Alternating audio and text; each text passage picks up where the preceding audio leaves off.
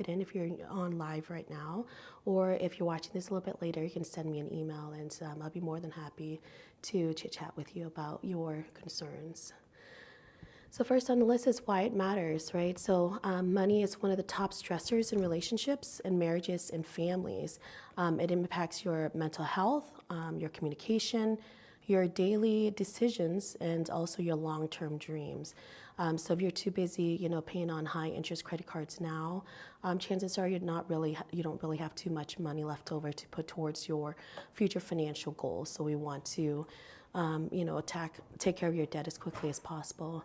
And truthfully, the truth is most people were never really taught how to manage their money, right? So when I see people that come into the office, they said, you know what, I didn't learn how to budget or this, that, or the other until I make mistakes. And how do I correct this now? What is the right way to do? The truth is there's no one easy way for, easy route for every single person, but we can definitely certainly help you try to figure out what is your financial journey right now, where you're at in your financial journey, what are some of your knowledge, what are some of your concerns, and then we can certainly help you, guide you, and see what the next step, lead you to the next steps and help you reach your financial goals. So a lot of times we weren't really taught how to manage it with another person either. So sometimes you're going to a relationship with just your own, financial relationship and not realizing you're spending too much or the other person is spending too much. So it can cause a lot of friction between, in the relationship within the family and stuff. So if you ever felt anxious or overwhelmed or unsure about finances, just trust me, you're not alone. Everyone that comes to my office feel the same way. Everyone I talk to kind of feel the same way. Even if they are making, even if they consider themselves comfortable, there's still a lot of questions that they have also, and they, seek guidance, whether it's online or in person as well.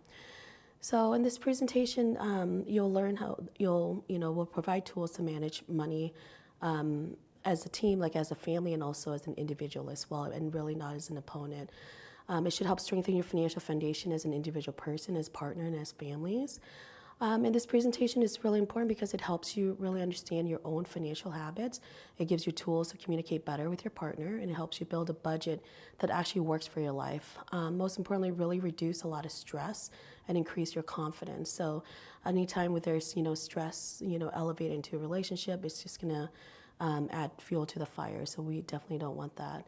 It really, after you will help you lower your stress and be more confident with your budgeting, with your finances, with your financial journey, then you can focus more on strengthening your relationship and with your significant other, or with your family, really focus on your financial future.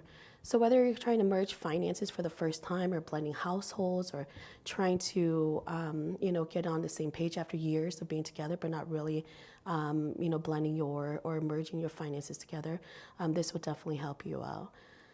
So, and then, sorry, I forgot my clicker here. Oops.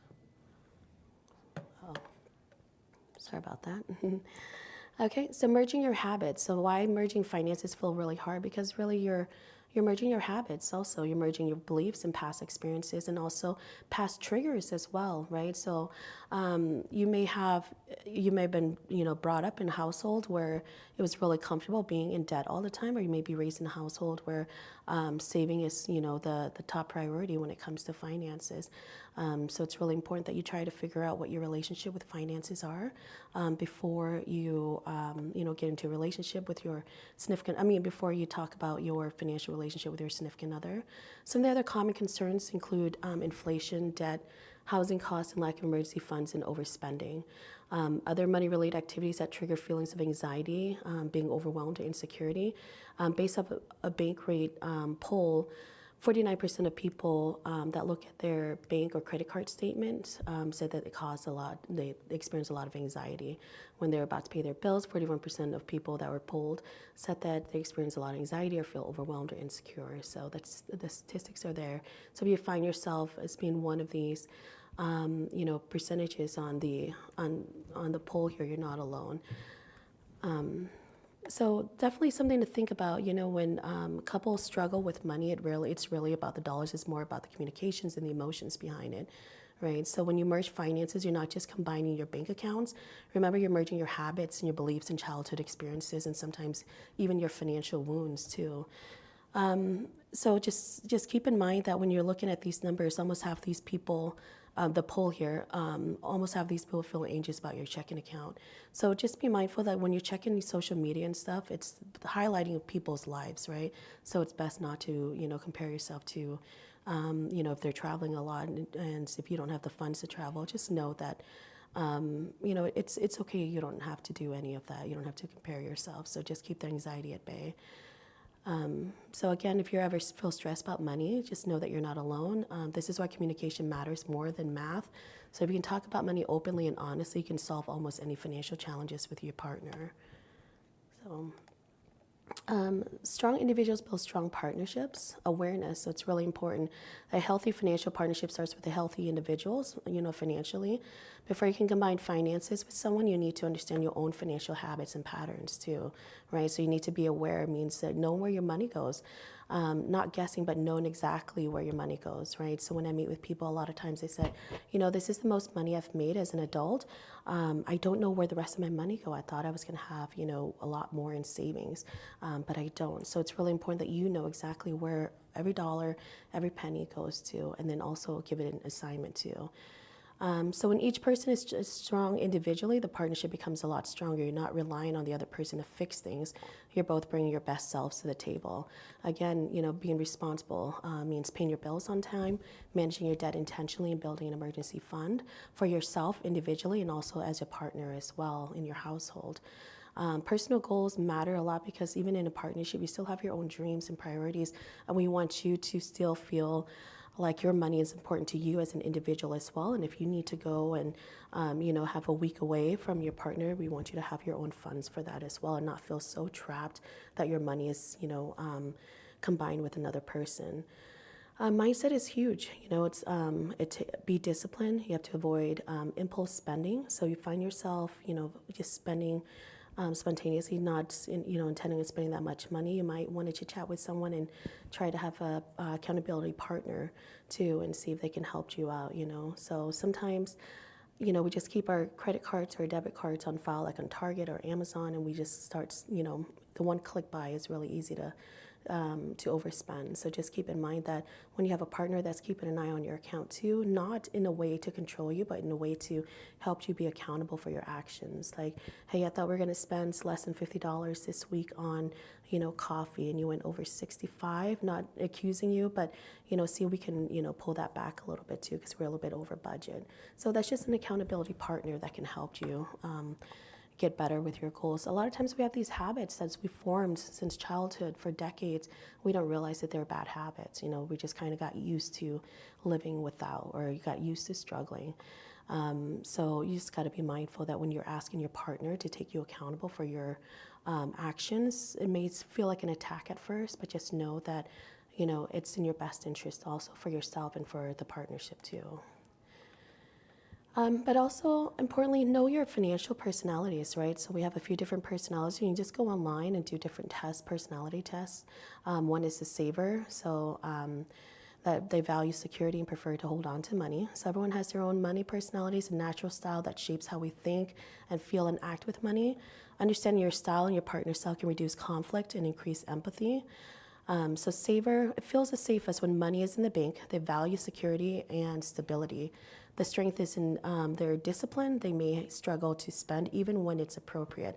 So I do have people that, come in and say, what, I've struggled for years, but I'm a good saver, right? So I've saved and saved and saved. I now have so much money that I feel anxious when I have to spend something because I feel like that money is not going to be there anymore.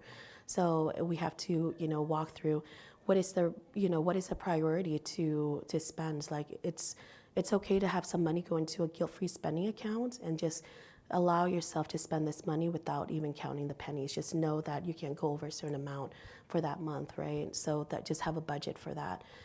And then there's the spenders. They enjoy using money to create comfort, fun, and experiences, and they bring joy and spontaneity to a relationship. But their challenge is staying within the limits and avoiding impulse purchases. So that's really, that's what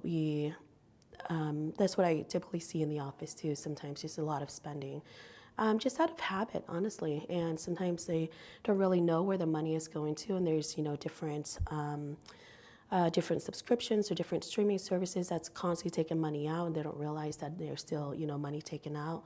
So these people are just, we all have it in us sometimes, right? On a stressful day, we've all heard that old adage that says shop till you drop, right? So this is the spenders.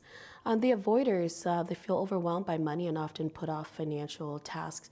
It's not your responsibility, it's more like anxiety. Excuse me here.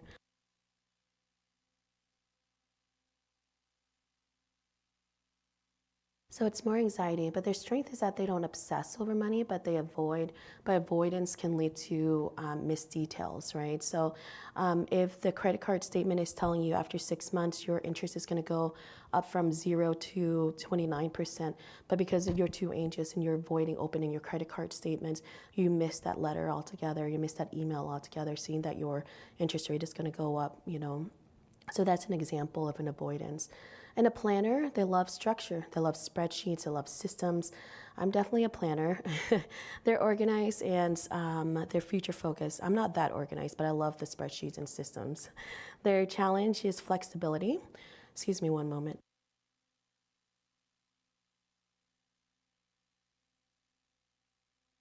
Over a cold here, so sorry about that.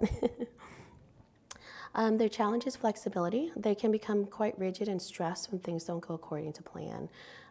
So it's very true, and it's hard to really leap from being a planner to just kind of being a spender sometime too, is what I notice with when I meet with a lot of people. The dreamers, they're the visionaries. They think big, they dream big, and they often inspire the couple to aim much higher, but their challenge is follow through and realistic planning, right? So, it's wonderful that you're seeing all your friends take all these beautiful European trips. You're going to yachts during the summer, and off of Greece and places like that, and you want to plan on going out there, but you don't realize that it's not within your budget, so, or if it is, if you think that you can afford it, but you're really neglecting paying your other bills because you're so focused on trying to take this European trip or whatever it is your goals are, you're just not being very realistic about it. So that's a dreamer personality. So there is no right or wrong personality. Each one has its own strengths, of course, and each one has its own blind spots, right? Just like anything in life. The goal isn't to change each other at all, but just try to understand each other. So when you know your partner's money style, you stop taking things personally, start working as a team. If you know that your partner is a spender and you're a saver, just be sure that you just set a budget on the card. Just let them know, just both agree. Said, you know what, I'm not going to go over $100 on coffee this week or, or this month, whatever it is, that's going to be my guilt-free spending. So that way, one doesn't feel like they're being watched by a parent and the other doesn't feel like they're being, nagging like a parent or, whatever term you want to use. That's typically something that I see here, and then it builds a lot of resentment throughout the years and, causes a lot of friction within the relationship too. So it's more about partnership and not, I want him or her to tell me what to do and how much I can spend. It sounds like easy and fun and light at first because you don't really have to think about how much you need to spend, or you don't have to really count your spending or track your spending. But over a few months, over a few years, it may seem tedious. It may sound like, I don't want to answer to you. I don't have to tell you what I spent on certain things. So it's really important that you sit down as a partner, as a family, and know, what personality are you. So see what is the pros and cons for, that type, and see how you can work together and help each other achieve financial goals, but also be very respectful of one another as well. Most importantly, we want to build a system, right? So motivation can only get us so far, but systems will take us much farther. So partnership is about teamwork. It's not about being the same at all. You don't have to manage money the exact same way. You just have to be working together towards a shared goal. Whether that shared goal is, helping your partner reach their financial journey or financial goal, and your partner helping you reach your personal financial goal, and then you both have a joint financial goal as well. So whatever that looks like for you and your partner. You don't have to manage money the exact same way. You just need a system that works for the both of you. And the biggest mistake couples make is assuming there's only one right way to combine finances. In reality, there's so many different ways. So just be mindful so that seasons change too. I'm not talking about seasons in life. Of course, obviously that changes, but I'm talking about year to year season. So you may be spending a lot less during the winter time if you're the kind of person that stays in during the wintertime and then, spend a little bit more during the summertime, or in the fall when the kids go back to school, you're going to be spending a little bit more for back to school stuff, things like that. So just be mindful that, yeah, you may have a budget right now that works for you guys, but within 2-3 months, when the kids are out of school, you want to go on vacation, that's going to cost a little bit more too. So just be mindful of that and just shift things, right? A budget is not supposed to be set in stone. It's supposed to be it's supposed to be a guidance and tell you what is the cap that you're supposed to not go over, and then kind of guide you throughout your life too, and just kind of shift and adjust throughout life as well. And then, of course, communications. Be open and honest. Have open and honest conversations about your income, especially about debt and your spending habits, right? And expectations build trust, as we know. So it's very uncomfortable when I have couples that come in together and see me, and they said, again, we thought that we'd have more money, but then if the other one of the of the members say, you know what, I haven't been completely honest with you, I have way more debt than I told you about, that's financial infidelity. And so a lot of people kind of are taken aback when they are suddenly struck with that kind of information. So just be mindful, just be open and completely honest with your partner when it comes to your finances. If you feel some sort of shame when it comes to talking about your debt, don't be. Pretty much everyone has their own, level of debt, a certain level of debt. So just be completely open, so that way you can work together how to get out of debt. We can include that as part of your budget, and how to get out of debt too. So when both people know exactly what's happening financially and open and honest with one another, there's less room for resentment, right? So a lot of times when people are talking, when they say that money is one of the top reasons why people get divorced or split up, it's because of financial infidelity. It's just because people are kind of keeping a lot of things from their partner financially. I don't want him to know I spent more on my, purses or whatever. And I don't want her to know that I spent more on my truck or whatever the situation is, right? So it's just really important that you're open and honest with one another. And again, transparency is key. That doesn't mean that you have to share every single purchase with one another. It just means that you're not hiding anything. You're working as a team. You can just say, you know what, if you're going to spend money, if it's nothing over $500, you don't have to tell me about it. But if it's something that's over $500, then we need to discuss as a team first. You can set that kind of boundary. It's your relationship, it's your life. You set the boundary that you want. Whatever works out for you, just be mindful that you both, just remember that you both have to agree to it, because it's a team, effort. So now we can talk about contributions. Sometimes fairness. Fair doesn't always mean equal. Some couples split everything 50-50, right? So if the water bill is $50, you pay $25, I pay $25. If the rent is, $2,000, each of us are putting $1,000. So that's straight down the middle, 50-50. So others contribute based on their income. That means that, if partner A is making $100,000 a year and partner B is only making $50,000 a year, they base it off of income. So instead of paying $1,000 in rent each, to equal out $2,000 in rent, a partner A maybe pay $1,200 or $1,500, and partner B pays $500 or $750. Whatever it is you guys decide to split up, whatever works for you. You can try a few different ways until you figure out what's easiest for you guys.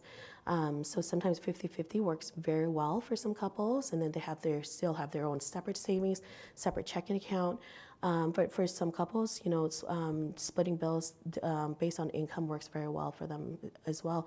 But maybe they start at 50-50 and then they eventually work their way to income-based also.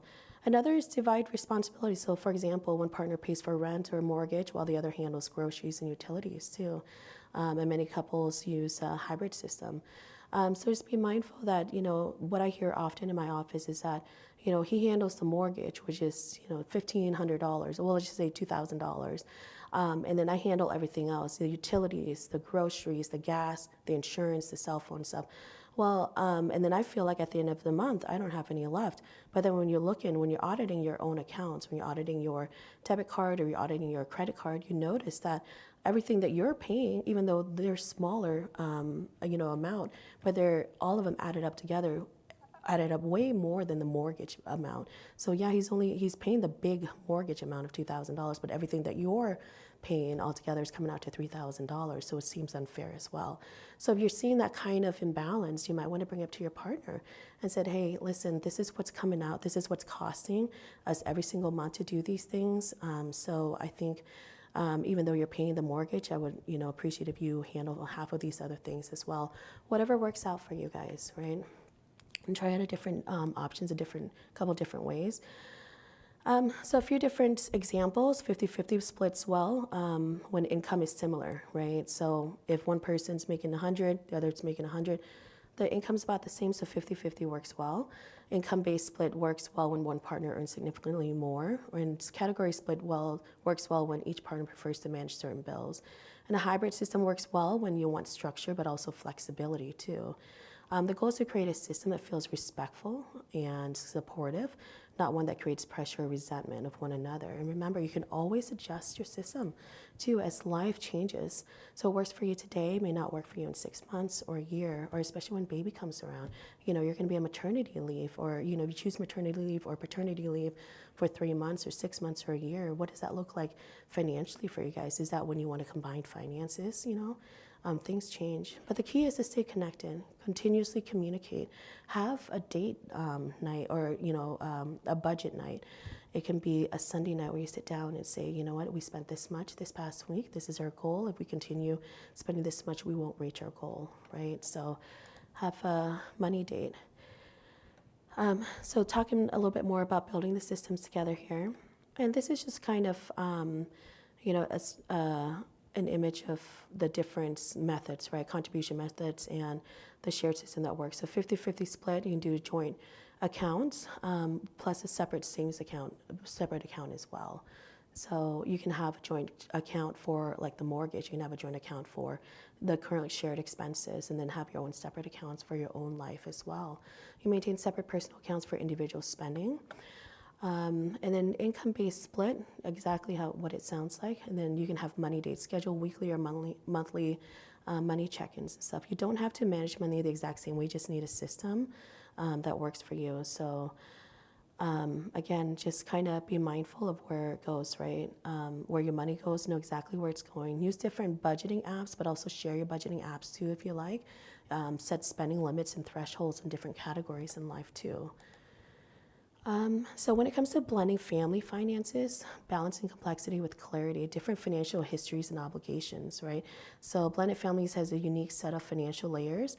That's completely normal. You're not just merging two people anymore. You're merging a whole history, obligations, and sometimes multiple households together. You may be navigating child support, alimony, and different parenting styles, or different financial habits altogether, and the kids may have different expectations, different needs, or different routines altogether. So all this creates more of moving parts for you, which means more opportunities for a lot of misunderstanding. So the key is to really communicate. Key is to reduce conflict by clarity, and clarity about who pays what, right? You can also make a chart in who pays what, when it's due. Clarity about what's shared and what stays separate, right? So because if you and your spouse are both coming in with 2 kids, and each spouse have their own, child support that you're dealing with, and you just make sure that you make it clear that if my child needs something, I'm going to ask the child's father or parent for that help, then you don't need to jump in for that. So just, that's one of the examples. Whatever works best for you guys, but as long as you're clear about who's responsible for what, about you're communicating often. So the key is to stay open with one another and be honest. So when everyone understands the plan, blended families experience less tension and more teamwork. So it's just really, really important that, again, back to communication. And if you need to, just do financial charts, budget charts, just like you do for kids for chore charts, right? Systems that work. So let's talk about practical systems that blended families can use to create clarity and reduce a lot of stress. First, decide what's shared and what stays separate. So many blended families find that keeping some finance separate is actually the healthiest choice. A common system is a joint account for shared household bills, individual accounts for personal or pre-existing obligations like child support or debt. Second, you can assign clear financial responsibilities. For example, one partner pays the rent, the other covers groceries and utilities. Each parent pays for their biological child's extracurricular activities, and shared expenses like vacations and family outings are split based off of income. Third, you can plan ahead for child-related expenses. Kids have ongoing needs, right? School supplies, sports, medical costs, birthdays, and creating child-specific sinking funds. Sinking funds just mean an additional savings account. So creating a very specific, a separate savings account for each child will prevent surprises and arguments also. So let's say each month you just put in an extra $50 or $25 into that child's savings account or checking account just for that child's needs a little bit later on too. So fourth, use written agreements or shared documents. And this isn't about mistrust. It's more about preventing misunderstandings, really. It's a simple Google Doc outlining responsibilities that can save a lot of, stress. Or you can just do Excel spreadsheet if you like. I'm a fan of Excel spreadsheet. Finally, hold regular family meetings and finance check-ins. Include the kids in there too. Be transparent with them. That's age appropriate, right?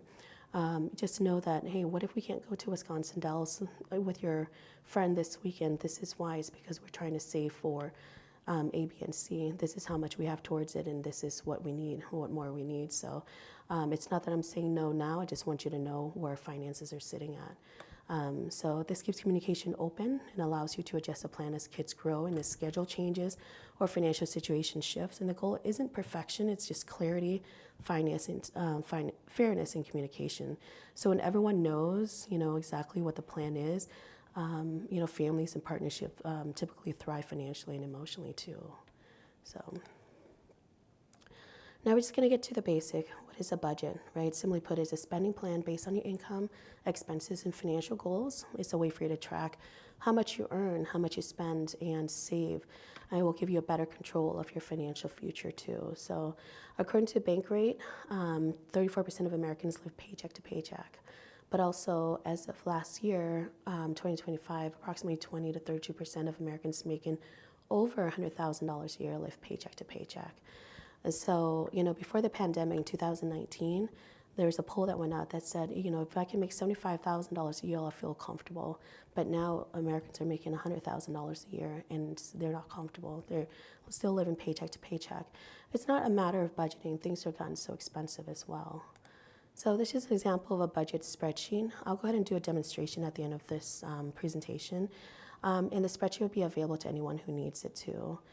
So where do you actually start? Just start with the basics, your income, right? Where do you work, how much your paycheck is per paycheck, what you bring in, and then your monthly fixed expenses. So fixed expenses are things like your mortgage, your car payments. Things are due on the same date, same amount. Those are fixed expenses. I understand that, electricity and gas and things like that fluctuates from month to month, but essentially they're still due on the same date, pretty much the same amount each month.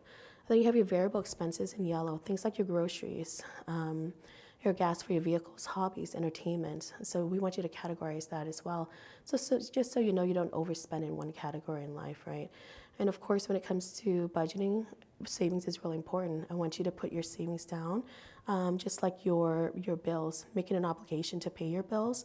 So you have to pay your bills back. Just make sure that you, put your savings in there too, so that way you know to pay your savings account as well. Managing debt and credit. So let's start with a few debt facts. So average single American holds $6,000 in credit card debt. The average mortgage is $220,000. The average car loan is $21,000 and over $40,000 of student loan debt. So just know that your debt and your credit is very specific to you as an individual. So just understand how it's calculated, understand there's different, models. So the credit score that you're seeing on Credit Karma or Capital One or American Express card that's showing you, it's not always accurate. It just kind of gives you a range of where your credit might be. Because if you're trying to apply for a mortgage, but you see that your credit score is 800 on your American Express credit card, and then when you apply for a mortgage, you realize, oh my gosh, why is my credit score only 710? Well, that's because there's a different model, a different scoring system altogether, and a different product, right? So your credit score with your American Express is a different product versus your mortgage product, right? So it's based off of something different altogether. So just kind of understand what goes into it. Of course, your payment history is really important, so it determines 35% of your credit score. And Credit utilization is really important. It's important to stay under 30%. And it's really important to know to make thoughtful and deliberate choices. It's really easy to swipe a credit card. It's really easy to push that one click buy. But it's also really important to note that it can be a slippery slope. And if you're not in position to pay your balance off at the end of the month or most of your balance off, then you're going to be carrying an interest rate and a balance from one month to another. So you're wasting a lot of money in interest rate too. You want to monitor your credit report at least once a year, once every 6 months.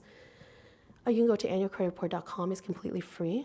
So that way you can see all 3 major credit bureaus. You can see your Equifax, your Experian, and your TransUnion. They may be reporting at different times, different things, but just make sure that everything on there is accurate and current. So they have your old address on there, but they don't have your new address. You might want to update that as well. So if you have more questions on the credit issues, the credit report, just let me know too. Debt traps to avoid: minimum payments equal longer payoffs, so you end up paying a lot more in interest fees. Yeah, $25 minimum payment sounds enticing, sounds good, but remember, it's gonna be very difficult to get that paid off within a year or 2 years. And then at the end, if you continue to pay $25 a month as a minimum payment, then you might not be able to pay this off within a year or so, and then you're gonna end up wasting so much money on interest rate. Buy now, pay later, it is enticing. Why pay $100 on your Amazon purchase now when you can just apply for Klarna, apply for Afterpay, and you can just pay later, break it up into 4 payments. But eventually, it's not just one thing, it's just multiple purchases, and then you have to really keep track of where, of what's due and when it's due and when it's going to be paid off.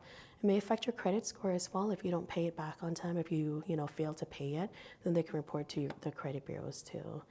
Late fees and overdraft fees, set up payments in automatic withdrawal so that way your payments won't be late, and have a system that works for you and your lifestyle. Debt and savings, so what to cover first, right? So we want to make sure that you cover your essentials. Those things are like your mortgage, your fixed expenses, your variable expenses. So those are your essentials, right? So we want you to have that money from your income to pay that first. And then we want you to pay minimum on all your debt first, okay? I know that's contradicted what I just said a little bit ago, but that's the step here. So step number 1 would be cover your essentials. Number 2 would be go ahead and continue to pay minimum on all your debt first, but then after you build an emergency fund, you want to tackle your highest credit card, your highest interest debt first. So you're going to pay a whole lot more towards that credit card. Once you pay off your high interest credit card, then you want to focus on building 3 to 6 months of emergency savings. Emergency savings. So that will go into a high yield savings account or a money market account that would give you a higher rate of return. And then the next step would be to save for retirement or to increase your contribution, your 403B or 401k. And then once you increase your retirement, you want to go ahead and create different sinking funds. Different funds, these are savings account for different categories in life. Like if you want to save for a new car down payment, you want to save for, traveling for the holidays, for the kids, whatever activities it is. And then the last thing would be save for big goals, like save for a down payment on a house, for traveling to Europe, to college, or to pay off your student loans. So that'd be, the roadmap. This is what I recommend anyway. So the roadmap gives you as an individual and also couples and families step-by-step path to follow, so you don't feel overwhelmed or pulled into 10 different directions. So, Sorry, do you want me to go back to it so you can write it down, or you're okay moving forward? Yeah, I'm gonna need you to go back a couple, but I'll do it later. Okay, sure. All right, and savings. When we talk about savings, emergency funds, emergency savings is really important. It helps you avoid getting further into debt, right? So short-term savings are things like a car down payment that you want to buy a vehicle by September, October, sometime within the next year, or moving expenses. We want to move by the end of the year. Medium-term goals would be 2 to 5 years from now. Long-term goals would be like paying off your house or a house down payment, or paying off your student loans, or investment in retirement. What does that look like for you? Where do you want to end up? Different ways to accumulate savings. You can always obviously set your goals, and know exactly how much you need to save per paycheck or per month. You want to automate your savings directly from your paycheck automatically straight to your separate savings account. Meal plan and eating out and dining out less, that helps a lot. Remove your payment information from sites like Amazon or Target, or that way you won't be so tempted, or sell items you no longer need, or also unsubscribe to different stores or different websites also. The Save Your Age Challenge, if you're 25 or 45 or 65, every week or so, just transfer that amount to a separate savings account. You'll be surprised how much that adds up at the end of the year. Or you can just have a no spend day, no spend Sunday, no spend Monday, whatever day it is. It's just a little challenge for you to know, just not spend extra money. So what to look out for here? Hidden debt and secret spending. Sometimes one partner carrying all the emotional load. I see this quite often. It leads to burnout, leads to resentment, it leads to relationship stress. So it's really, really important that, it may be easy for you, for your partner to just tell you what to do, but then that seemed like a parent-child relationship where the person that's carrying all the emotional load is really, making so many decisions and then telling you how much you are allowed to spend on that category in life. So just be very careful about that. Avoid money conversations, just something to look out for. We don't want to avoid, discussing money. Just be open, just set a date, whether it's every month or every week, to talk about your finances, just so you know what to expect from one another. When one person manages the finances, that's a lot of emotional load and a lot of emotional toll, because really you're just not looking at the numbers. That's not what it comes down to. You're thinking about what the family needs, what your family needs 6 months from now, a year from now. What do we need to save for? And then, that's a lot of, mental toll on one person. Using debt to cope with stress. Again, this is one of those things. If you find yourself, spending so much money after a bad day, after an emotional day, you might want to talk to someone and try to figure out, a healthier coping mechanism. Lifestyle creep. I think this is where people are like, I'm making $150,000 a year. I don't know where my money goes. Well, it's because, perhaps you bought a new vehicle and the car payment is now $1,200 versus no car payment before. You moved into a bigger house, and now your mortgage is $3,500 versus $2,200 before, things like that. Common pitfalls that I see, trying to pay off everything all at once. That's why you got to choose and categorize your debt repayment priority. Skipping the emergency funds, you don't want to do that, because if something happens, you're going to put yourself further into debt. Ignoring interest rates, it's really important to know what interest rate you're paying. Some of these credit card statements don't make it easy to figure out what your interest rate is, but it's really important that you write it down and see that number, whether it's 0% or 25%, just know the number. Not adjusting the plan when life changes. Again, from one season to another, you just got to adjust your budget too. Also, another pitfall, be comparing your progress to others. How are these people affording vacations? How are they affording these new vehicles? That's really none of your business, is it? So, if you ask them, they're probably not telling the truth. Maybe they, are trust fund babies. Maybe they are in debt up to their eyeballs and they're just not being honest with themselves, first of all, and they just can't be honest with you either. So, and treating debt like your problem instead of our plan, right? So that's another pitfall to look into as a couple, as a family. So we may be coming to the relationship with debt, individual debt, but now that we're a partner and now that we're in, this partnership together, we have to figure out a plan to get you out of it, to get, our debt out of it too. So a little financial challenge here. List day 1, you can list off all your bills. Day 2, cancel a subscription. Go through, audit your accounts and figure out which one you don't use anymore. Do you still watch Hulu Sports? Did you get it during football season? You haven't watched it since then. Day 3, a challenge would be just to automatically set an automatic transfer for $10, $100, or $1,000, whatever amount may be for you. Day 4, call one bill to negotiate the interest rates. See if it works for you, or even shop for a new service altogether. Day 5 challenge would be check your credit report. Sometimes it causes a lot of anxiety. But if you find yourself in this situation, you're more than welcome to reach out to us and we can help you with that too. Day 6, meal plan, 2 dinners. That way you don't have to eat out at all. And day 7, set your next money date. So that's it. There's different financial challenges to work together. And then financial red flags and boundaries. Trust is the foundation, of course. Trust and communication. Hiding purchases or accounts are major red flags. Healthy boundaries keep communication open. So when trust breaks down, money becomes a source of stress instead of stability. Red flags like hiding purchases, secret accounts, or refusing to talk about money are signs that something deeper needs attention. Not signs of failure, but just signs that communication needs to improve. So healthy boundaries really protect relationships, right? With everything. This might look like agreeing on spending limits, sharing access to accounts, or having regular money check-ins. And boundaries aren't about restrictions whatsoever. They're just about clarity and respect. But again, communication is key. Short, consistent money conversations work better than long emotional ones. Use neutral languages instead of accusations. We want to celebrate every little progress together also. And finally, when it gets down, when to get help. So if money conversations lead to a lot of conflict between you and your partner within the family, or if there's secrecy or debt feels overwhelming, bringing in a financial coach or therapist can definitely make a big difference. So ways to improve, you can hold, monthly or weekly money dates, when to get help. We chatted a little bit about that too. Additional tools and supports. So we have, of course, a financial wellness counselor here, 2 others as well on site. You can use different tracking tools to manage your expenses. You know your credit score. You can go on to annualcreditreport.com.